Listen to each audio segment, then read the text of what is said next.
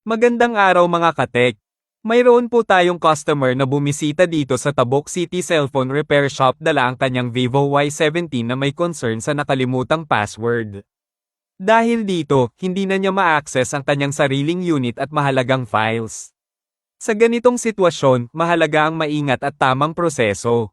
Dito sa aming shop, sinisiguro po namin na ang bawat password removal ay dumadaan sa legal verification at proof of ownership para sa seguridad ng may-ari at ng device. Matapos ang maayos na assessment at kumpletong requirements, isinagawa natin ang tamang procedure gamit ang professional tools at tamang kaalaman bilang certified technician. Resulta? Maayos na naibalik ang access ng customer sa kanyang Vivo Y17, ligtas, maingat, at walang compromise sa integridad.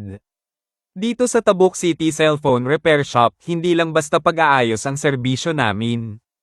May malasakit, may integridad, at may kalidad. Kung kayo man ay may concern sa inyong cellphone, password issue, software problem, o hardware repair, maaari po kayong mag-message o bumisita sa aming shop. Tabuk City Cellphone Repair Shop. Serbisyong tapat, propesyonal, at maaasahan.